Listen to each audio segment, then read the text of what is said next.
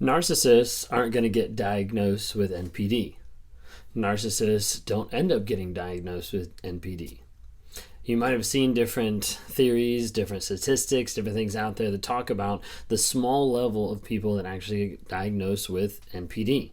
Well, I want to be able to share with you in just a little bit the 4 reasons why narcissists typically don't get diagnosed. If you guys don't know who I am, my name is Ben Taylor, and I'm a self-aware narcissist on this channel. And I'm on this channel to provide awareness, growth, healing, and change. And I do that in a couple different ways. Do it by providing content, do it by establishing the NARC app that just came out just a couple months ago. The NARC app stands for Narcissistic Abuse Recovery Community. And it's built up of people that have come together that have gotten out of abusive relationships, or they're helping people work through those abusive relationships to be able to find healing and get healthy.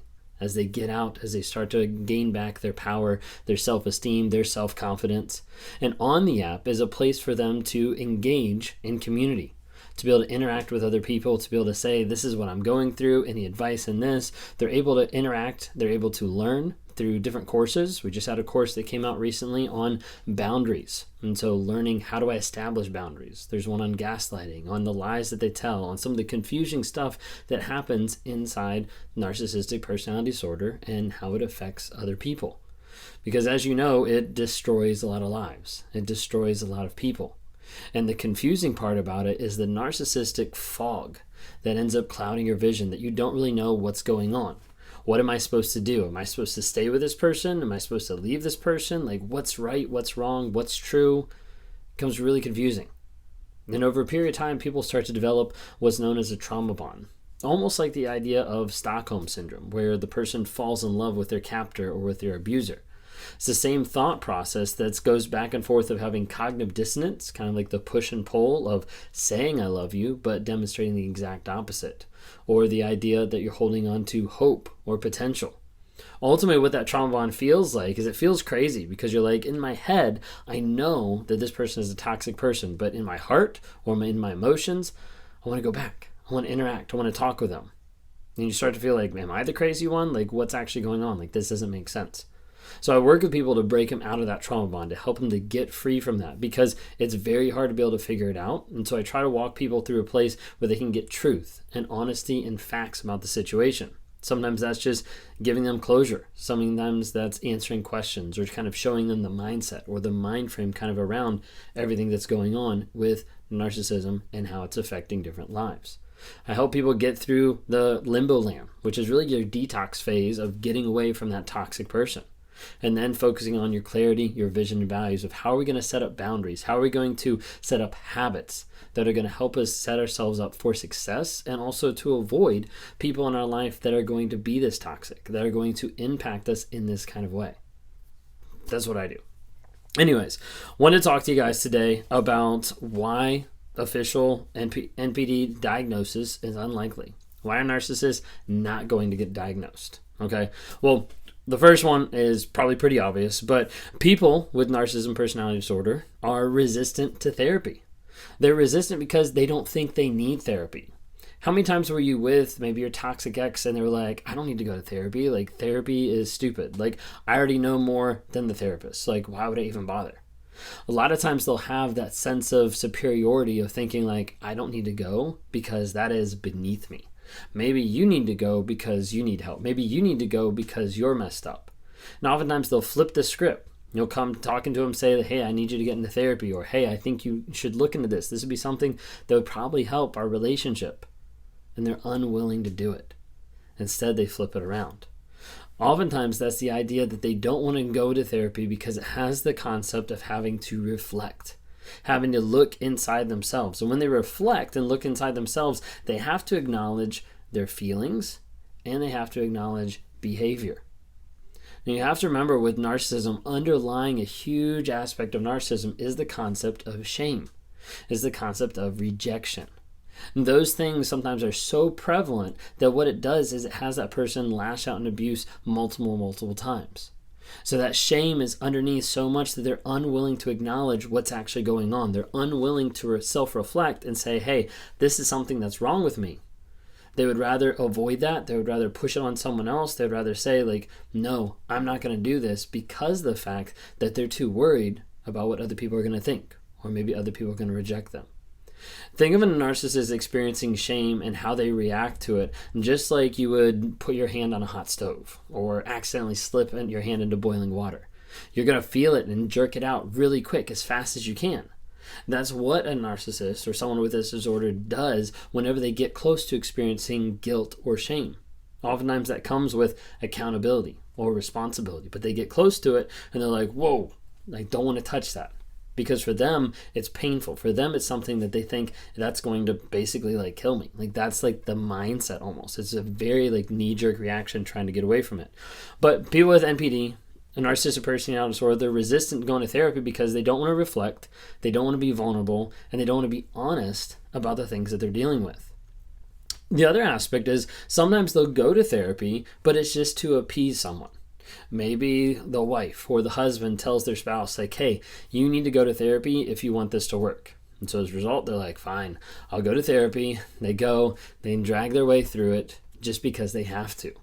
It might be even like a boss says, like, hey, this is not working out, so you need to get into some kind of counseling. You need to get some type of therapy, because how you're interacting with us, how you're interacting with customers is not helpful. We still want you at the company because you're a good worker, etc. But this kind of interaction is not going to... So sometimes it's forced that way. Oftentimes you have it even in like court mandated situations where they say, hey, in order for you to see your kids or to work on the relationship, you need to get into therapy. And you'll have narcissists that go to therapy just out of obligation. The problem is when it's out of obligation, there's no desire to self-reflect.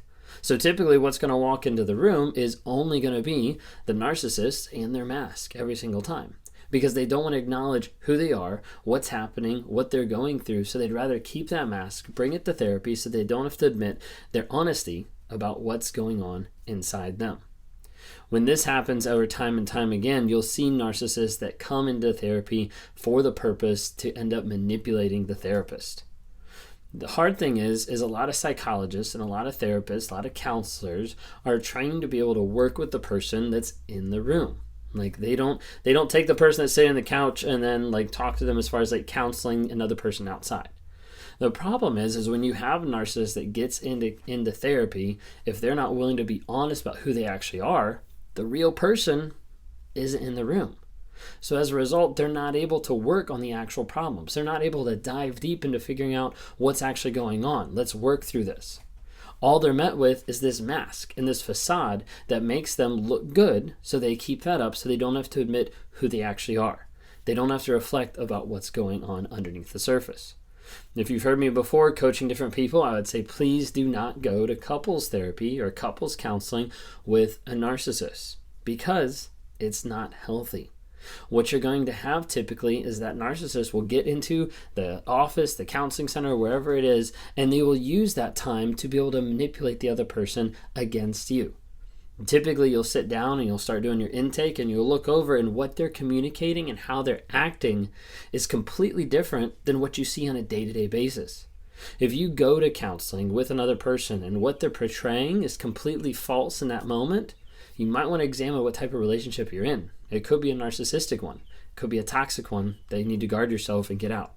So that's why I always say, don't go to couples counseling, couples therapy with a narcissist, with a toxic person. All right, number 3.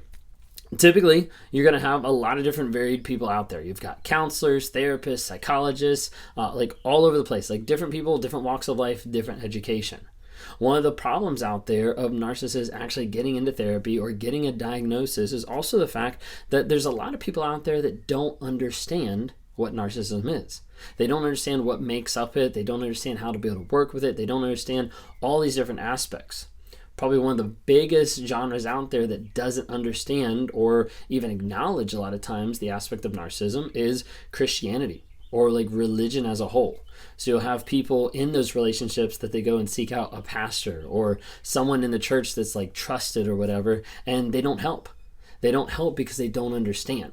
And they're trying to build these people to be back together and to work out their relationship or communication problems, when in reality that's never going to happen, because you've got a false person coming into the room that ends up convincing and manipulating the other person. Now you might think, surely like therapists, psychologists, like they can spot these people. They can, right? Some of them can, some of them can't. It'd be surprising for you to understand that there's people that I talk to, there's people that even Lee talks to that have a degree in counseling or a degree in psychology, or they're psychiatrists or whatever, that sometimes end up doing a one-on-one with one of us to be able to ask questions because they were in an abusive relationship. They were stuck with a toxic person. So a lot of people don't really understand what narcissism is, or as one psychologist told me one time in a one-on-one, what they teach in school looks nothing like what we have to deal with on a day-to-day basis. Looks nothing like what I had to go through. That's what she said to me. All right, number 4. Clinicians, oftentimes, they don't want to diagnose other people. They don't want to diagnose people with NPD because either the stigma of it or because it's not easily managed. Like, it's one of the harder ones out there. Even Freud early on basically gave up and said, like, hey, like, there's no point. You know, there's no point having this disorder of like working on it because it's incurable. There's nothing you can do. There's nothing you can work with it. So just forget about it. So there's a lot of times that people do that. I think at times there's even clinicians that don't want to diagnose because it also there's no end cure. There's no perpetual medication. There's no something that they can either make better or maybe even make money off of it. So as a result, it's a lot easier to say, hey, there's no cure. I'm not going to diagnose you as this. You're probably this. And so there's times when people don't get diagnosed because the clinician just doesn't want to work with the person. Hope that helps.